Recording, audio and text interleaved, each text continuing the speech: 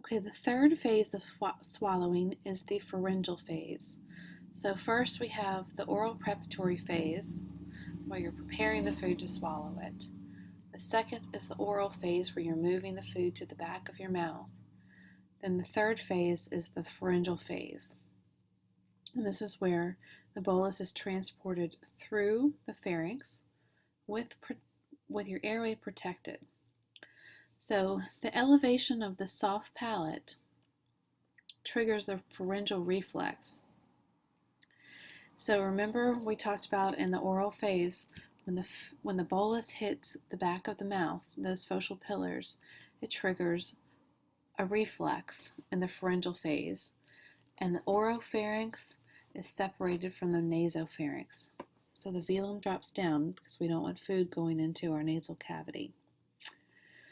So as food starts to enter down into the pharynx, respiration stops at this point. Okay, so respiration stops at this point. Food enters into the pharynx, and to protect the airway, the vocal folds close, so they adduct. The false vocal folds constrict, and the epiglottis folds down and over the vocal folds, and your whole larynx raises up. So then food is propelled down the pharynx to the esophagus by contractions of the superior, middle, and inferior pharyngeal constrictors. This typically in adults it's about 1 second, and in infants it happens in about 0.6 seconds. So when the bolus reaches the laryngopharynx, the bolus divides and goes on either side of the larynx through the piriform sinuses and then comes back together at the esophageal entrance. Okay, so in this phase, it's voluntary and involuntary, because once it gets to the facial pillars, it's voluntary, but then it starts the pharyngeal reflex, and the reflex is involuntary, and it's involuntary as you're going down your pharynx.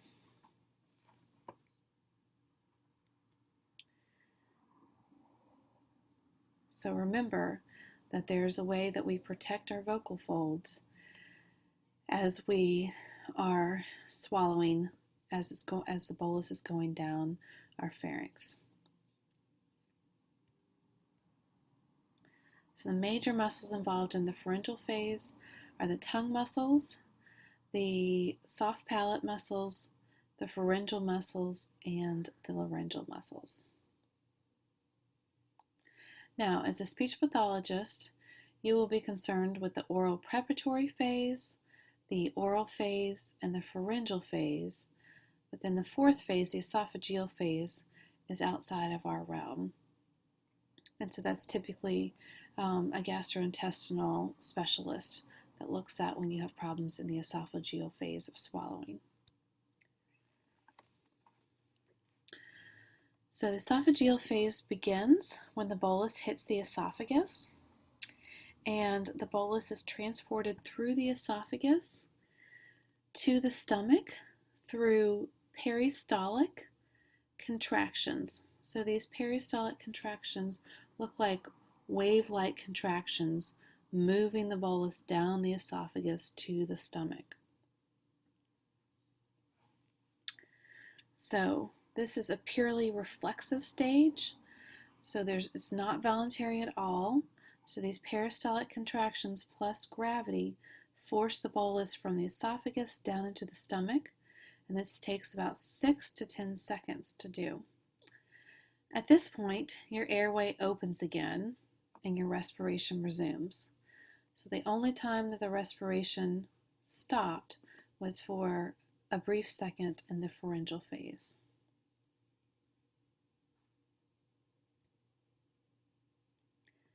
So you can see here's a normal structure, and air is going in through the nose and down. You can see in the first picture, here's the bolus, and it's being moved to the back of the mouth. Then in the pharyngeal phase, it's being moved down the pharynx, and here it's moving further down the pharynx to the esophagus. So let's talk about the clinical significance for a minute. There's deficits can be possible at any stage of deglutition. So in the oral preparatory phase, you can have a loss of sensation and awareness, and so you may leak food out of your mouth. You may not be able to keep your lip muscles to keep the food contained in your mouth. Your tongue muscles may be weak, and so you can't move the food onto your teeth to grind it.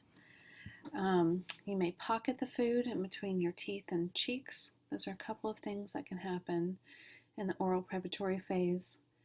In the oral phase, you can have weakened muscles that can reduce the oral transit time of the bolus towards the pharynx, and food can remain on the tongue or the hard palate.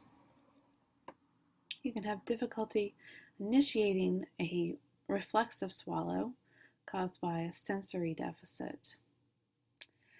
In the pharyngeal phase, you can have slowed velar elevation, and that can result in nasal regurgitation, where you have food going into your nasal cavity.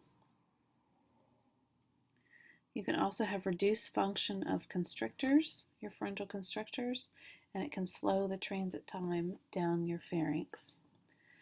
And food can pocket in the valleculae and can fall into your airways. And in the esophageal phase, again, as I mentioned, speech pathologists don't deal with this phase because we don't directly treat at this phase. So I'm going to post, along with these video links, some videos for you to watch, some modified barium swallow test. So this is where you can see a lateral view of someone swallowing different thicknesses of liquids. And you can see if it's going down the pharynx, and then I'll post a video of disordered swallowing where you can see that the liquid is actually going down the trachea into the lungs.